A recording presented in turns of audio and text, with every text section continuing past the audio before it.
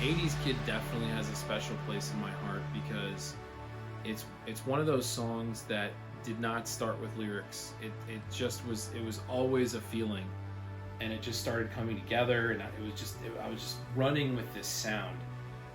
Just Blade Runner and Back to the Future and Terminator and Tron and Star Wars, and just I was just running with that sound. The sound really developed because typically, I'll start with lyrics and or an idea or a hook, that I'll have.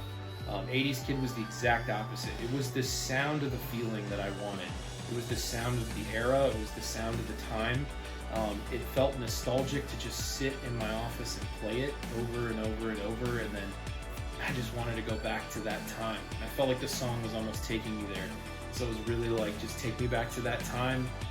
My old friends, those old friends could be movies, they could be a sound, they could be the record store, it could be just the feeling of that era and the longing for wanting to go back to that time.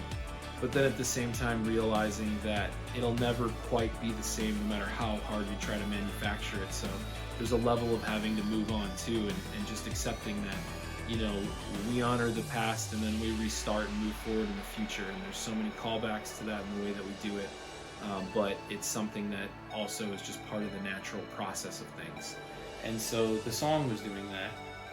And I was able to kind of write that into it too. So, it really just was one of those awesome, songs that happen in the writing of the record, of the project, that just comes together and you're just like, wow. That's why you do it, for the love of it, when those moments happen where an idea literally just forms out of the ether and takes you on a ride, and you're in sync with that idea and just go with it. And that's 80's Kid for me. When